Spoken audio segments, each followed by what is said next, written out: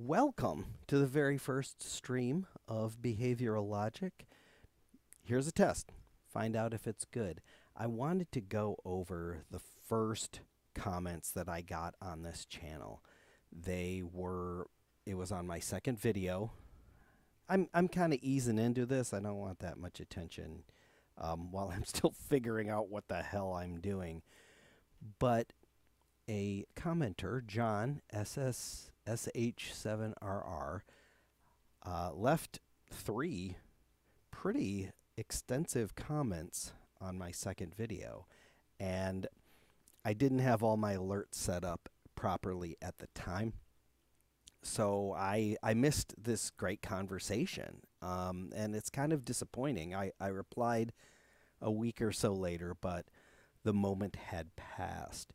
Still, I think they're worthwhile to go through, and I want to do that. So, let's get to it.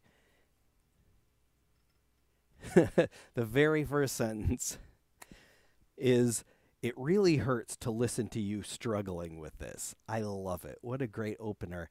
And I understand what he says.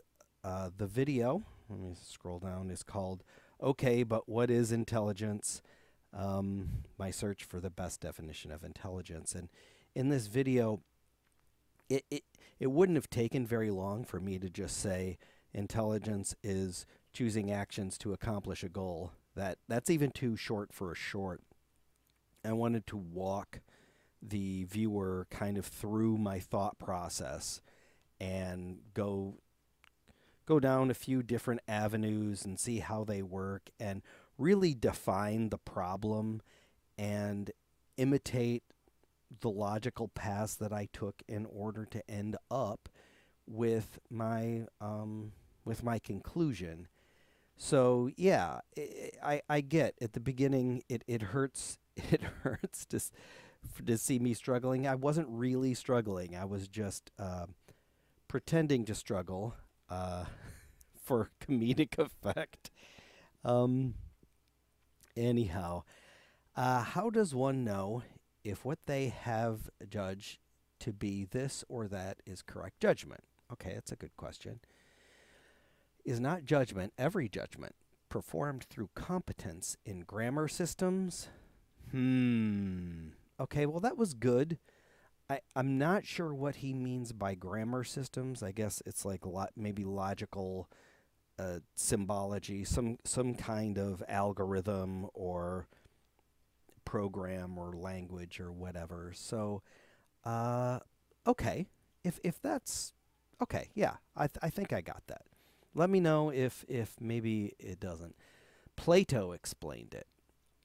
It is called the art of mensuration. What the hell is mensuration? Hold on.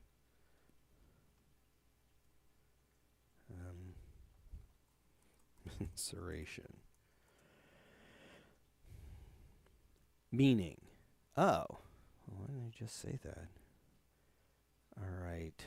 And I don't know if Plato explained. If Plato explained this, I might have missed it, but I'm not big into Plato. Everything I've read by him, it does not resonate with me. Let's say that. Every grammar is a method of effecting mensuration. Well, not necessarily. Some grammars could be nonsense. They could be inaccurate. They could be deliberately misleading. So no, I don't necessarily think that's true, but I do understand the point, and I'm okay with it. And therefore, it is possible for a mind to become fully functional, which it is not today. I don't understand. Okay. I'm a bit lost. I was good till the conclusion, and I mean, maybe it's a typo or something, but most minds are functional, though not perfect. We all make mistakes. We all misunderstand, and there is no mind that could not be improved. So I'm not sure what the point of that. Okay, try this. Maybe this will explain it. A unit is also called a standard of behavior, i.e. standard is to correlative as behavior is to relative. No, I don't get that. Let's move on. Maybe it'll make sense in a minute. And as a life support system, a mind is responsible for learning standards of life supporting behavior. Okay, I got that. Our brains are in a body that it needs to keep alive, and it should. The whole point of it is to make decisions to keep us alive and supporting our life and doing stuff. So I get that. I.e., our job is the recursion of a simple unit, a simple standard of behavior. Is it, though? All right. I was hoping working through this, reading it, it would make a little more sense to me. It is not. I'm not sure what the point is. Let's go to the second. So apparently this was so frustrating watching him watching my video about trying to define intelligence. He had to stop and make 3 comments. So let's hear what else happens. P.S. I like the P.S. This means next comment. Why did you not ask yourself? Well, I mean, I did, and I came up with an answer. Maybe he just wasn't at the video yet, in the end of the video where I make my conclusion. What is the only thing a mind can do? As Plato noted, a mind reads data from the body's senses, but first it must be virtualized as memory. Second time he quoted Plato.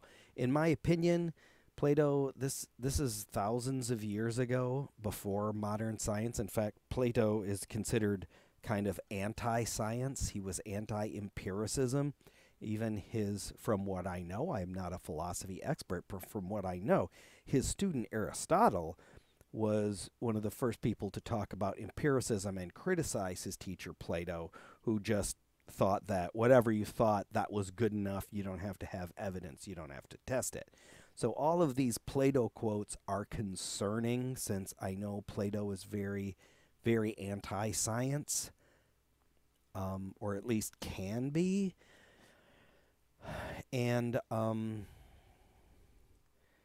mind reads data from the body senses, but at first it must be virtualized as memory. I got that. I think that's good, though. Plato aside, we do get information from our senses, and then we have to convert that sense information into some kind of, well, he mentioned grammar, some kind of symbolic representation, into data, I guess I would say. This is called perception. I would 100% agree with this. A mind must then process that information in order to determine the best life-supporting response to the environment. Totally down. That makes 100% sense to me. I think that's what I'm saying, which is concerning because I'm not sure. Maybe I miscommunicated. Let's see where he's going, which is called conception. Is it? That's a term I'm not, I guess, to come up with a concept. That is a weird jargony term. Let's look it up. Why are people are so reluctant to look up words? I think they worry that it'll make them look dumb because they don't know the meaning of a word. You look dumber if you don't know it and you pretend like you do, in my opinion. The action of conceiving of a child. Okay. The forming or devising of a plan or idea. Okay, yeah, sure. Sounds good. Then it writes back to the body. Yes, I guess, and then you come up with an idea, an action, writes back to the body. We take that action, and the results of that processing produce human behavior, i.e. literacy is reading, processing, and responding to information. I am totally down with all of that. That sounds like it's in perfect agreement with what I believe, and hopefully with what I've said, but nobody's perfect. All a functional mind can do is read, process, and write. Yeah, I wouldn't I'm not saying all, but that is a lot. I wouldn't want to undersell it. This is called biblically judgment. Oh, I like the religion illusion.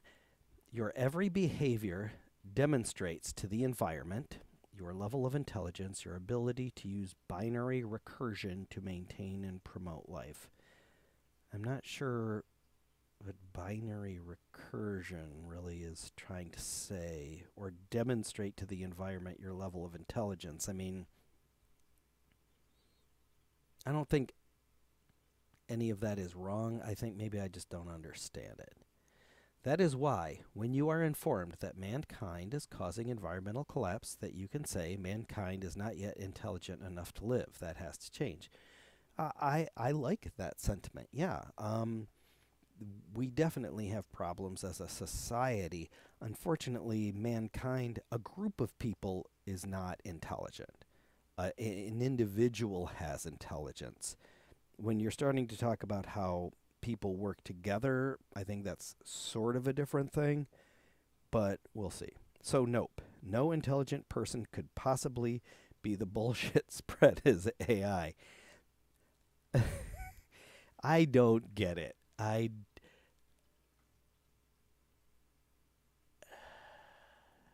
All right, I'm lost.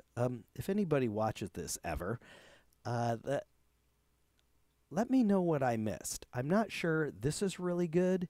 I don't fully understand this, but it sounds okay. And then you get to the conclusion, and I do not see how that follows. Okay, let's take a look at the last one. PSS. Again, I appreciate the PS and the PSS. That way I've come back to these and now I know the correct order, so that is helpful. I can perhaps make you see the self-referential fallacy better. Is self-referential a fallacy? Not that I'm aware of. What is self-referential? A self-referential incoherent claim is one which, when applied to itself, refutes itself. Oh. Such as when a man says, I can't speak a word of English. Sort of a paradox. I don't see where I made that. Does he mention it? The product of a grammar system cannot produce the intelligence which wrote that product. That's a bold statement. Where is the reason or evidence for that? That is, okay, this is the first thing I've got a real problem with.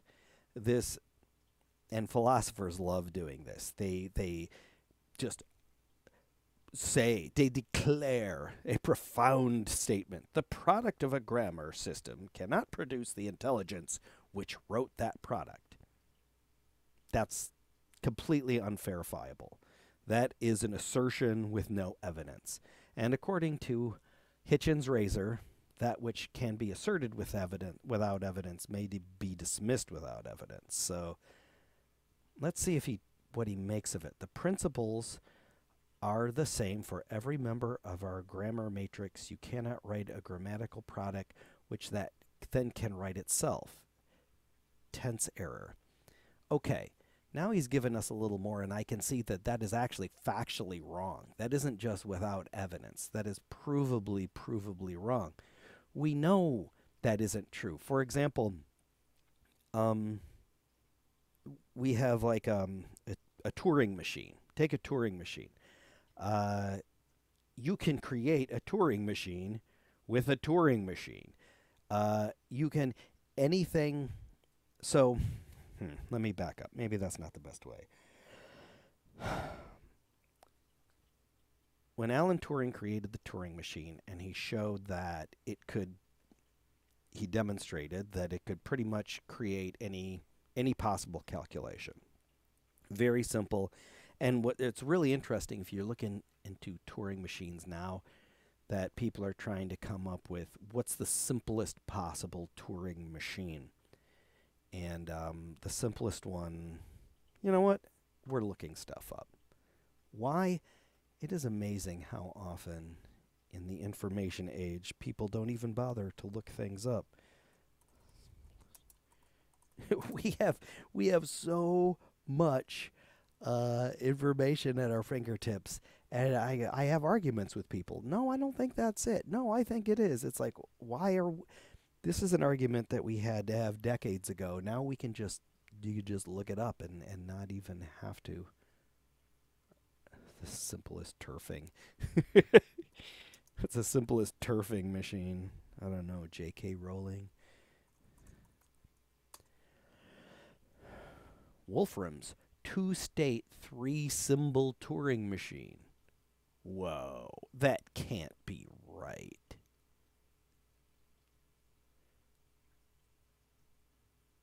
That hold on.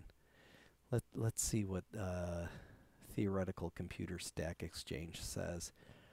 Oh gosh. There's a two-state 18 symbol standard universal machine, 1996. There is a two-state four symbol weakly universal machine. Here we have a symbol. Okay.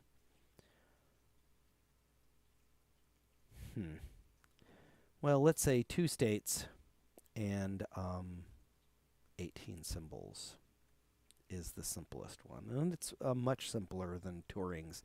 I don't know what that is right offhand, but it's still pretty simple. So what we do in order to show that something is Turing complete, what you do is you have to use your machine to build Turing's machine. And if you can't write a grammatical product which can then write itself, then none of that makes sense. All, from what I know from Gödel and Turing, that there is a certain, once you have a symbolic system of a certain complexity, they are functionally identical. They all work the same way, but in their own ways. So I'm pretty sure, unless I misunderstand this statement, this has been mathematically proven false. A computer uses one system of grammar, arithmetic binary. I don't know if I describe it that way, but that's fine. It cannot do what we do. Use all four simultaneously. That is assuming one is intelligent to comprehend grammar. All four what? Did I miss something? Oops. Yeah. I have a Windows keyboard on a Mac. For all four what? Maybe it's a typo. I don't get that. And a computer can do what we do. I mean, we know that our brains are all made up of neurons, and that the way neurons work is they have like synapses connect to a neuron, and then the cell body performs some kind of calculation and then sends an electrical signal down its axon. This isn't magic. Our minds are simply a collection of all of these neurons and networks, which seem to be a mechanical, calculator. Again, of its own ilk, like we were talking about the different Turing machines. There's all sorts of different symbolic systems, and once they have a certain amount of power, they are identical. They can all. There is no symbolic system, they call it completeness. There's no complete symbolic system that can calculate something that another complete symbolic system cannot. That's just, again, from what I've read, it is mathematically proven. So, yeah. I've read through these a lot. I've read through them a handful of times and done some research, and I keep hoping this is definitely very well thought out and well researched, but I do not think that the conclusions follow directly. Again, unless I'm missing something. And John, if you're watching this later, I hope you are, and I hope I, even if I don't agree with everything you're saying, it is with respect, and I hope you appreciate the attention. It is worth your comments are worth my attention, and they are worth thinking about, and I would love to have these conversations. But there are several things that I'm not clear on, and there are a couple of conclusions that, to me, are not warranted from the previous logic. So go ahead and get back to me. I've I have a lot of time on my hands. I don't have a lot to do. So yeah, I would love to hear more, and I'm glad to have the chance to finally respond in a lengthy manner. And I hope this was helpful. So thanks, everyone.